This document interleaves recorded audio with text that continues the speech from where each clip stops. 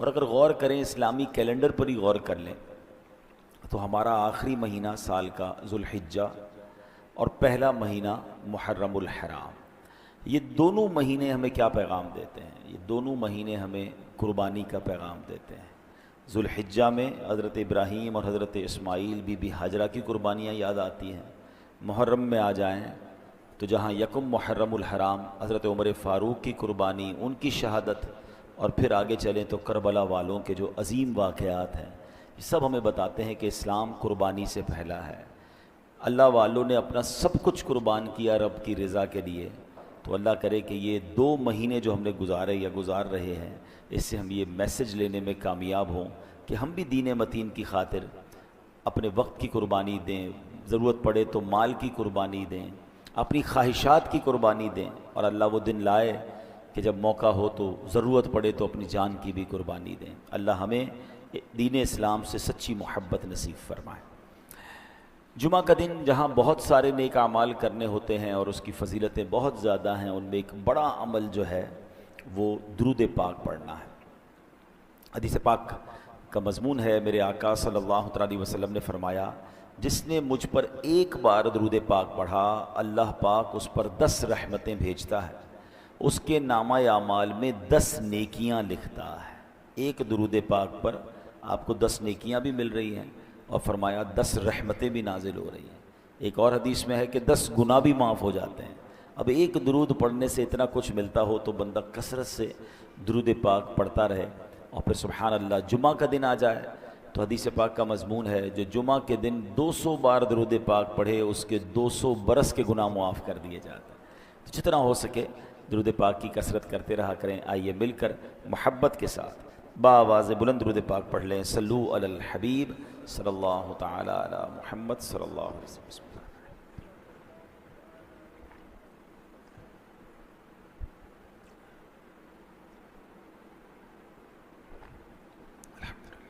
ایک بار اور درود پاک پڑھ لیں۔ صلو علی الحبیب صلی اللہ تعالی علی محمد صلی اللہ علیہ وسلم۔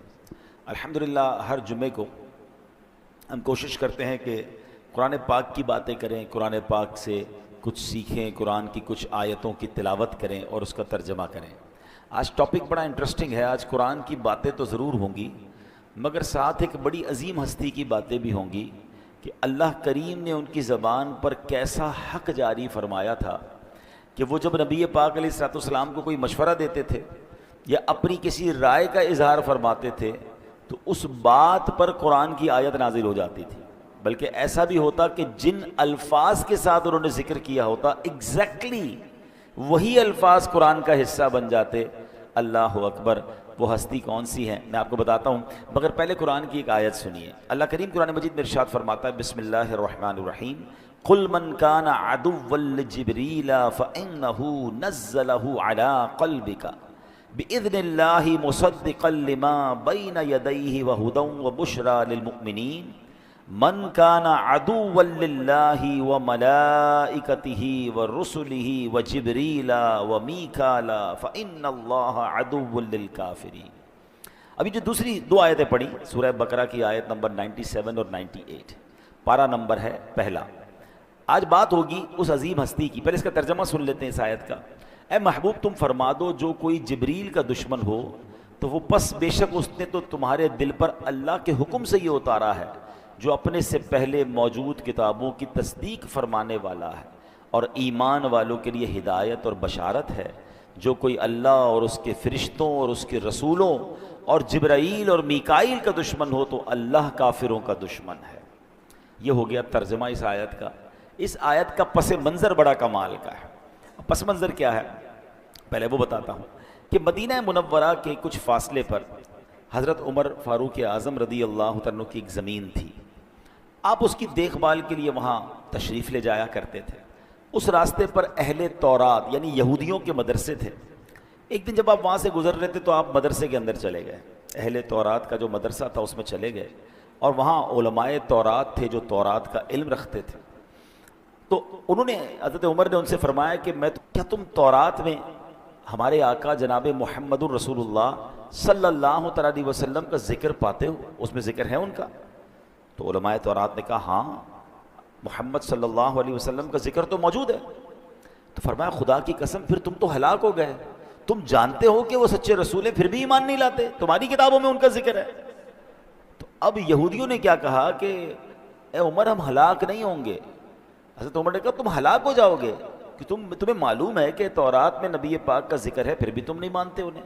تو کہا اے عمر ہلاک ہم نہیں ہوں گے کیونکہ ہمارا مسئلہ جو ہے نا وہ جبرائیل سے ہے جو ان پر وحی لاتے ہیں. جبرائیل ہمارے دشمن ہے. یہودی کہتے ہیں جبرائیل ہمارے دشمن ہے. ولا حول ولا قوت الا باللہ. حضرت فاروق اعظم نے کہا اچھا یہ بتاؤ پھر فرشتوں میں کون سا فرشتہ تمہارا دوست ہے؟ تو کہتے ہیں میکائیل جو ہے نا وہ بڑے اچھے ہیں کیونکہ وہ بارش اور رحمت لاتے ہیں. اب فاروق اعظم رضی اللہ تعالیٰ کی کمال ذہانت اور علمی قابلیت دیکھیں. آپ نے فرمایا تمہارے مطابق اللہ پاک کے ہاں حضرت جبرائیل اور میکائیل کا رتبہ کیا ہے؟ تو بولے دونوں ہی اللہ پاک کا قرب رکھتے ہیں. تو اب فاروق اعظم نے فرمایا میں گواہی دیتا ہوں جب وہ دونوں ہی اللہ کا قرب رکھتے ہیں تو جو ان سے محبت کرے اللہ پاک اس سے محبت فرمائے گا, جو ان سے دشمنی رکھے گا اللہ پاک اس سے دشمنی فرمائے گا. اور ایک روایت میں ہے کہ آپ نے یہ الفاظ فرمائے من کان عدوا للہ وملائکتہ ورسلہ وجبریل ومیکالا فَإِنَّ اللَّهَ عَدُوٌّ لِلْكَافِرِينَ. یعنی جو اللہ پاک کے اور اللہ پاک اس کے فرشتوں اس کے رسولوں اور جبرائیل اور میکائیل کا دشمن ہے, بے شک اللہ پاک سب کافروں کا دشمن ہے. اب آپ نے تو یہ ان کو کہہ دیا اور اب آپ نبی پاک کی بارگاہ میں آئے. جب پیارے آقا علیہ السلام کی بارگاہ میں آئے تو پیارے آقا فرماتے اے عمر میں تمہیں وہ آیات سناؤں جو ابھی ابھی نازل ہوئی ہیں. اور نبی پاک نے حضرت عمر کو جو آیت سنائی نا ایگزیکٹلی یہی الفاظ ہیں جو حضرت عمر ان یہودیوں کو کہہ کر آئے ہیں. جبریل امین وہ الفاظ لے کر قرآن کی آیت میں نبی پاک کے پاس حاضر ہوتے ہیں اور نبی پاک حضرت عمر کو سناتے ہیں اے عمر ابھی ابھی آیت نازل ہوئی ہے. کہ حضور ضرور بتائیے کون سی آیت نازل ہوئی؟ فرمایا من کان عدوا للہ وملائکتہ ورسلہ وجبریل ومیکالا فإن اللہ عدو للکافرین. اللہ اکبر. شان دیکھیں حضرت عمر فاروق اعظم کی کہ جو ان کی زبان سے ادا ہوا اللہ کا وہ الفاظ ایسے پسند آئے کہ وہ قرآن پاک میں آیت بنا کر نازل فرمائے. اور یہ ایک بار نہیں ہوا. ہاں یہ بھی یاد رکھیے حضرت عمر کی شان یہ پورا ایک ٹاپک ہے. علماء کرام نے موافقات عمر پر ایک پورا چیپٹر رائٹ کیا ہے کہ 20 کے قریب قرآن کی آیتیں وہ ہیں جو حضرت عمر کی زبان سے جاری ہوئیں. آپ نے کوئی مشورہ دیا, اپنی کوئی رائے دی, اپنی خواہش کا اظہار کیا اور سبحان اللہ وہ آیت بنا کر نازل کر دی گئی. تو آپ سوچیے حضرت عمر کی شان کیا ہوگی. جبھی نبی پاک فرمایا کرتے کہ عمر کی زبان پر حق جاری ہوتا ہے. انشاءاللہ میں چند مثالیں بھی پیش کروں گا اور اس آیت کے بارے میں بھی انشاءاللہ کچھ بڑی اہم باتیں ہیں جو ہم سمجھیں گے. خوبصورت اشعار ہیں. ملی تائید خدا تائید حبیب خدا, مل گئی تائید اصحاب خیر الورا, دیا حق نے ان کا ساتھ ہے فاروق اعظم کی کیا بات ہے, پے کرے صدق و صفا ان کے حق میں رسول خدا کی دعا, جب بھی کچھ کہے حق تیرے ساتھ ہے فاروق اعظم کی کیا بات ہے. اے میرے پیارے اسلامی بھائیوں ذرا حضرت فاروق اعظم رحمۃ اللہ تعالی کا مختصر تعارف بھی سن لیجئے. یکم محرم الحرام مسلمانوں کے دوسرے خلیفہ, وزیر مصطفیٰ, ترجمان نبی, ہم زبان نبی حضرت عمر فاروق اعظم رضی اللہ تعالیٰ عنہ کا یوم شہادت ہے. حضرت فاروق اعظم عظیم الشان صحابی رسول, محبوب ذیشان, مکی مدنی سلطان علیہ الصلوۃ والسلام نے یہ دعا فرمائی تھی اللہم اعز الاسلام بعمر ابن الخطاب, اے اللہ پاک عمر بن خطاب کے ذریعے اسلام کی عزت میں اضافہ فرما. علماء بڑی پیاری بات لکھتے ہیں کہ میں اور آپ جو عزت والے ہیں نا ہماری عزت کی وجہ یہ ہے کہ ہم ایمان والے ہیں, مگر حضرت عمر وہ ہیں جن کے لیے نبی پاک دعا فرما رہے ہیں کہ اللہ عمر کو ایمان کی دولت دے کر اسلام میں داخل کر کے اسلام کی عزت میں اضافہ فرما. اور علماء کہتے ہیں جب سے حضرت عمر ایمان لائے فرام دیٹ ڈے آج تک بلکہ قیامت تک اسلام کی عزت میں ہر گزرتے دن کے ساتھ اضافہ ہو رہا ہے. آپ 40ویں مسلمان تھے اور آج 200 کروڑ سے زیادہ مسلمان ہیں. حضرت عمر نے جب ایمان لائے نا تو آپ گیم چینجر تھے. آپ نے آتے ہی مسلمانوں کو جو حوصلہ دیا. اچھا یہاں نبی پاک کی ایک اور شان دیکھیں کہ حضرت عمر جب ایمان نہیں لائے تھے تو مسلمانوں کو مارتے بھی تھے، خود نبی پاک علیہ الصلوۃ والسلام کو معاذ اللہ شہید کرنے کی پلاننگ کر رہے تھے، مگر جب ایمان لے آئے، اور نبی پاک کی شان یہ تھی کہ جب جلوہ جانا کو کوئی دیکھتا تھا نا، پیارے آقا کی باتیں سنتے تھے تو جان لینے والے جان دینے والے بن جاتے تھے۔ تو حضرت عمر اب نبی پاک ابھی ایمان لائے ہیں، اور ایمان لاتے ہی عرض کرتے ہیں کہ حضور کیا ہم حق پر نہیں ہیں؟ ہم کیوں چھپ کر نماز پڑھتے ہیں؟ ہم کیوں چھپ کر عبادت کرتے ہیں؟ یعنی پہلے نمازیں پڑھنے پر مارا جاتا تھا، اور حضرت عمر انکریج کر رہے ہیں نبی پاک کو کہ حضور ہم کیوں چھپ کر نماز پڑھیں؟ اور صرف 40 مسلمان ہیں، لیکن سبحان اللہ حضرت عمر کا وہ دبدبا، وہ روب، وہ جرت، وہ بہادری کہ اب نبی پاک سے کہتے ہیں حضور ہم علی اعلان نماز پڑھیں گے۔ اور پھر سبحان اللہ وہ دار ارقم جس میں 40 کے قریب صحابہ ہیں، اب جو مکے مدینے گئے ہیں ماشاءاللہ، نئے نئے حاجی بھی مجھے نظر آ رہے ہیں، آپ سب کو حج بھی مبارک ہو جو حج کر کے آئے ہیں۔ تو صفا کی پہاڑی کے قریب وہ مکان تھا دار ارقم، جہاں یہ مسلمان چھپ کر عبادت کرتے تھے۔ اب تو خیر وہاں پر صفا مروہ کی سفر کرنے کی جگہ بنا دی گئی ہے، لیکن آپ امیجن کریں کہ یہاں گھر ہے اور سامنے کعبہ ہے، اور کعبے پر جانے نہیں دے رہے، مگر وہ 40 جب لوگ پورے ہوئے، حضرت عمر نے حوصلہ دیا تو دروازہ کھلتا ہے، اور 2 صفیں بنا کر مسلمان باہر نکلتے ہیں۔ ایک صف کی قیادت سیدنا عمر رضی اللہ تعالیٰ عنہ کر رہے ہیں، اور ایک صف کی قیادت حضرت حمزہ شیر خدا کرم اللہ تعالیٰ رضی اللہ تعالیٰ عنہ کر رہے ہیں۔ اور جب یہ دونوں جا رہے ہیں سبحان اللہ تو کیا منظر ہوگا، علل اعلان اذان ہوئی، علل اعلان نماز ہوئی، علل اعلان طواف ہوا، اور کفار کھڑے ہیں، ہمت نہیں کر رہے مارنے کی جو روز مارتے تھے۔ اور حضرت عمر کا وہ تاریخی جملہ تھا، ہاتھ میں تلوار تھی، اور فرماتے ہیں کہ آج کسی کو اگر اپنی بیوی بیوہ کروانی ہو، اپنے بچے یتیم کروانے ہو تو میرے سامنے آ جائے۔ کوئی سامنے نہ آیا، اور فرام دیٹ ڈے مسلمانوں نے عزت کے ساتھ اور شان و شوکت کے ساتھ اور حوصلے کے ساتھ عبادت کرنا شروع کی۔ تو یہ حضرت عمر تھے جنہوں نے جناب ایمان قبول کرتے ہی مسلمانوں کا گویا لائف اسٹائل ہی چینج کر دیا، اور آپ کے حوصلوں میں شاندار برکت آئی۔ سبحان اللہ حضرت عمر رضی اللہ تعالیٰ عنہ کو اسی لیے کیونکہ نبی پاک نے دعا کی تھی اور آپ نے اسلام قبول کیا، تو آپ کو مراد رسول بھی کہا جاتا ہے۔ دنیا میں آپ کا نام عمر ہے، اور آسمانوں میں آپ کو فاروق کے نام سے پہچانا جاتا ہے۔ آسمانی کتاب تورات شریف میں آپ کا نام منطق الحق یعنی حق بات کہنے والا ہے۔ انجیل شریف میں آپ کا نام کافی ہے، اور جنت میں آپ کا نام اقدس سراج ہوگا۔ آپ کے فضائل کیسے ہیں کہ نبی پاک علیہ الصلوۃ والسلام نے فرمایا ما طلعت الشمس علی رجل خیر من عمر، آقا فرماتے عمر سے بہتر کسی آدمی پر سورج طلوع نہیں ہوا۔ ایک حدیث شریف میں فرمایا آسمان کے تمام فرشتے عمر کی عزت کرتے ہیں، اور زمین کا ہر شیطان عمر کے خوف سے لرزتا ہے۔ احمد مجتبیٰ مکی مدنی مصطفیٰ صلی اللہ علیہ وسلم نے فرمایا عمر سراج اہل الجنہ، عمر اہل جنت کے چراغ ہیں۔ مزید ارشاد ہوا ھذا رجل لا يحب الباطل، یعنی عمر وہ شخص ہے جو باطل کو پسند نہیں کرتا۔ حضرت عمر کی بڑی ایک پیاری دعا تھی، میں چاہتا ہوں آج جمعے کا دن ہے، قبولیت کا دن ہے، اور سال کا پہلا اسلامی سال کا پہلا دن بھی ہے، ہم بھی یہ دعا کرتے ہیں۔ حضرت عمر دعا کرتے تھے اللہم ارزقنا شہادتا فی سبیلک واجعل موتی فی بلد حبیبک۔ آپ کی دعا کا مطلب کیا ہے؟ اے اللہ مجھے تیری راہ میں شہادت نصیب فرما، اور تیرے نبی کے شہر مدینے میں موت عطا فرما۔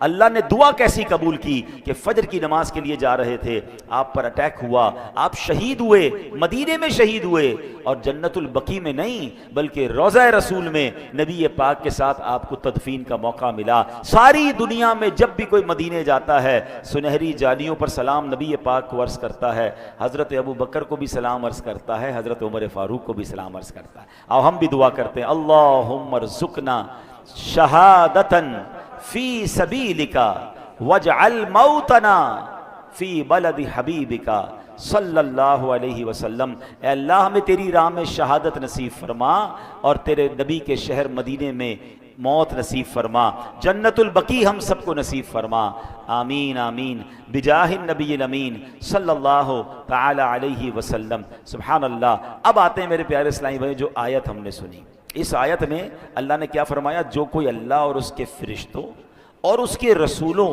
اور جبرائیل اور میکائیل کا دشمن ہو تو اللہ کافروں کا دشمن ہے۔ تو اب اس سے سیکھنے کو کیا ملا کہ ہمیں سب سے پہلے تو یہ سیکھنا ہے کہ اللہ پاک نے واضح اعلان فرما دیا، اللہ پاک کی جو رسولوں سے دشمنی کرے، اس کے فرشتوں سے دشمنی کرے، حضرت جبرائیل اور میکائیل سے دشمنی کرے، اللہ پاک ایسے بے ایمانوں کا دشمن ہوا جو اللہ پاک کے محبوب ہیں، جنہیں رب رحمان نے اپنا قرب عطا فرمایا، ان سے محبت کرنا بھی ضروری ہے۔ جو اللہ پاک کے محبوب بندوں سے دشمنی کرے گا، اللہ پاک کا اس سے اعلان جنگ ہے۔ ہاں یاد رکھیے گا، دو ایسے کام ہیں، دو ایسی بدبختی والے کام ہیں جن سے اللہ نے اعلان جنگ فرمایا۔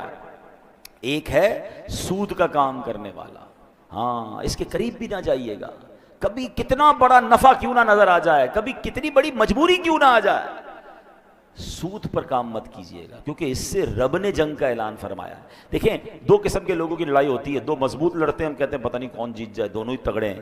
ایک کمزور اور ایک مضبوط ہو تو بندہ کہتا ہے یار لگتا تو یہی ہے مضبوط جیتے گا، مگر کیا پتہ کمزور آج اپنا کوئی داؤ لگا لے۔ لیکن اللہ سے جب جس کی جنگ ہے اس میں تو 100% یقین ہے نا کہ سامنے والے نے برباد ہی ہونا ہے۔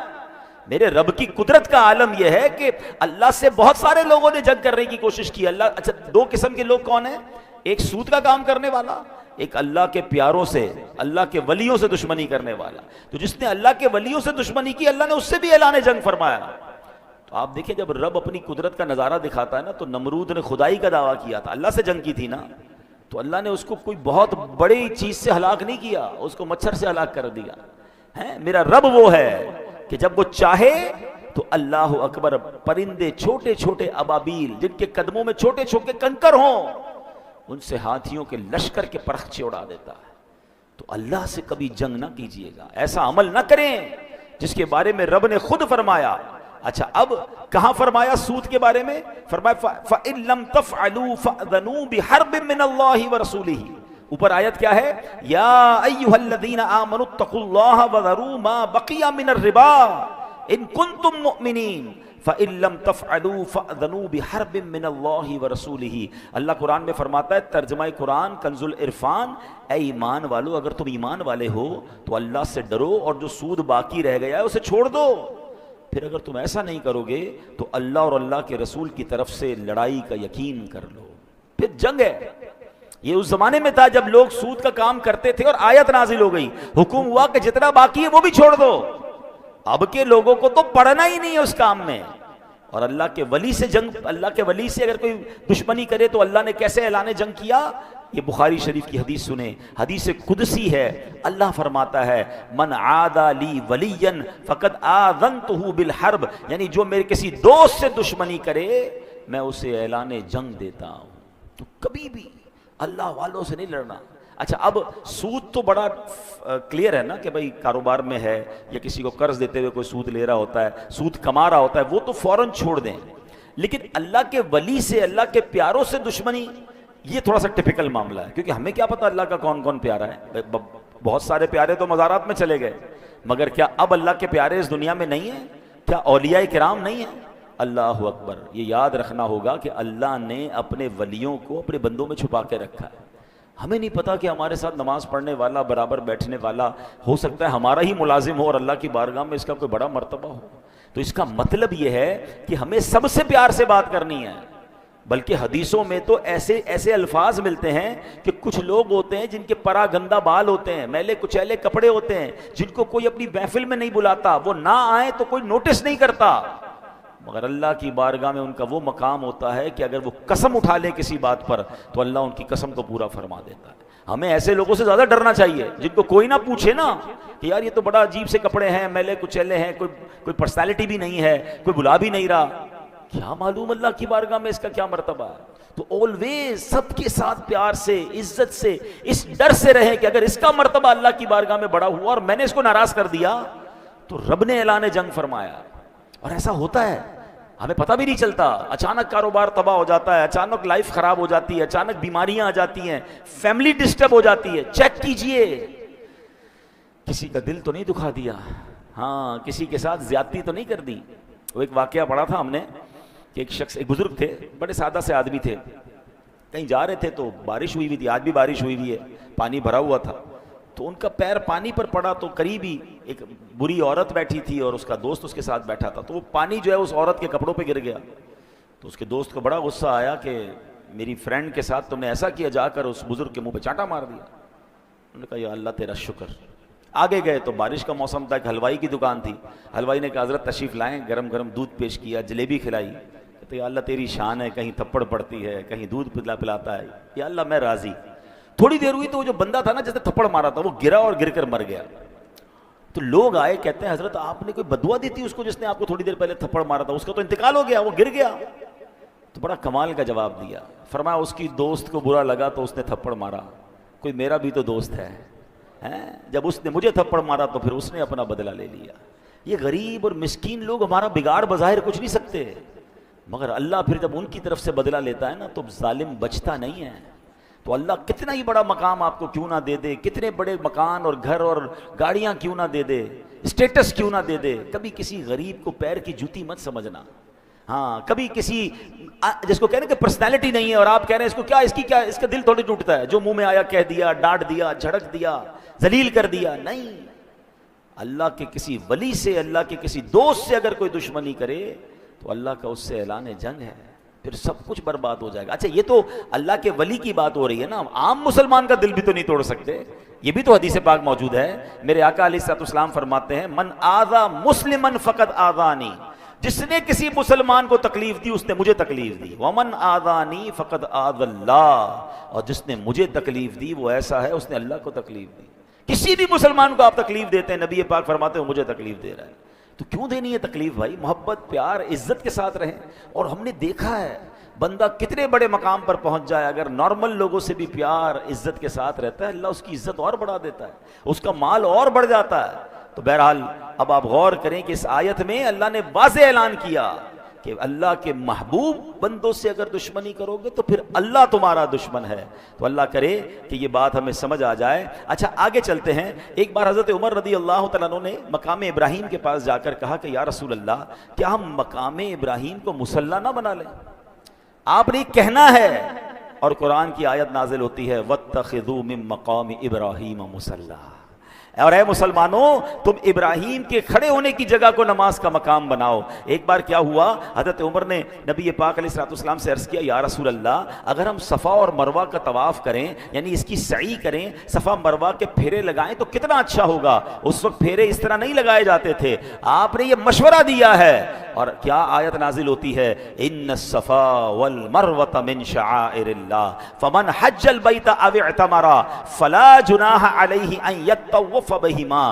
بے شک صفا اور مروہ اللہ کی نشانیوں میں سے ہیں، تو جو اس گھر کا حج یا عمرہ کرے اس پر کچھ گناہ نہیں کہ ان دونوں کے چکر لگائے. اللہ اکبر. آپ کی زبان سے جاری ہوتا تھا اور قرآن کی آیت نازل ہوتی تھی. سبحان اللہ. ملی تائید خدا، تائید حبیب خدا، مل گئی تائید اصحاب خیر الورا، دیا حق نے ان کا ساتھ ہے فاروق اعظم کی. کیا بات ہے. تو اے میرے پیارے اسلامی بھائیوں ایسی بہت ساری باتیں، میں نے کہا نا کہ 20 کے قریب آیتیں ہیں جو حضرت عمر فاروق کی زبان سے آپ مشورہ دیتے تھے، آپ رائے دیتے تھے اور قرآن نازل ہوتا تھا. اب ہمیں اس سے یہ بھی سیکھنا ہے کہ ان کی تو زبان پر حق جاری تھا، ہم کتنا قرآن پڑھتے ہیں، ہم کتنا قرآن سے فیض حاصل کرتے ہیں. اللہ کرے کہ ہم بھی دل و جان سے قرآن پڑھنے والے بن جائیں. ایک حدیث پاک میں ارشاد ہوا، اچھا صرف قرآن پاک کی آیات نہیں بلکہ آسمانی کتابوں کے الفاظ کیسے موافقت رکھتے تھے.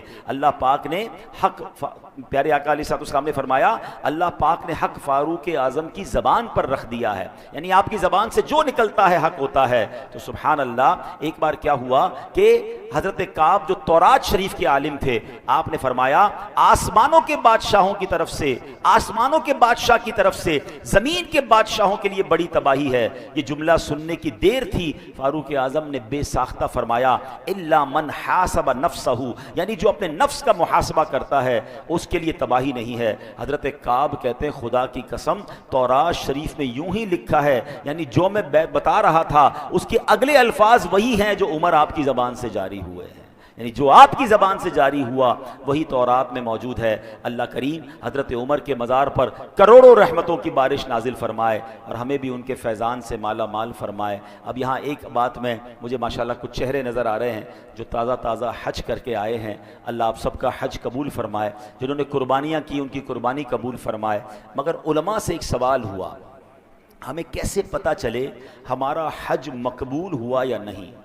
تو بڑا اہم سوال ہے، سارے ہی چاہتے ہیں ہمارا حج مقبول ہو۔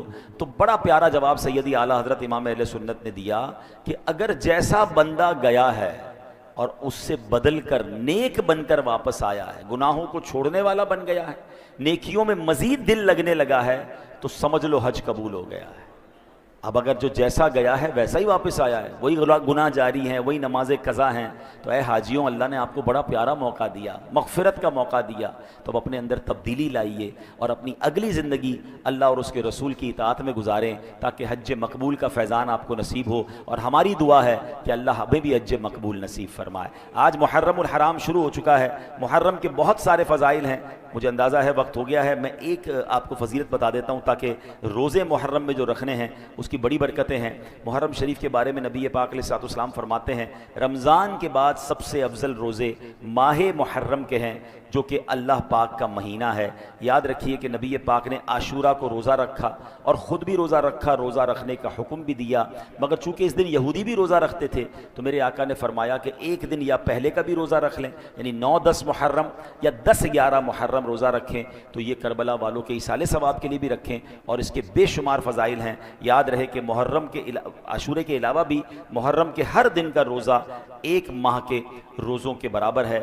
اللہ کریم ہمیں اس مہینے کی برکت عطا فرمائے۔ ہماری اس مسجد میں انشاءاللہ 8، 9، 10 محرم کو قافلے بھی سفر کریں گے، آپ اس میں بھی 3 دن تشریف لا سکتے ہیں، اور عاشورے کی رات انشاءاللہ یہاں پر جو کربلا والوں کے عظیم اس واقعے کے اوپر بیان ہوتا ہے، اجتماع ہوتا ہے، وہ بھی ہوگا عشاء کی نماز کے بعد، تو آپ نے شب عاشورہ اس اجتماع میں بھی تشریف لانا ہے۔ اللہ پاک ہم سب کو اس مہینے کی برکت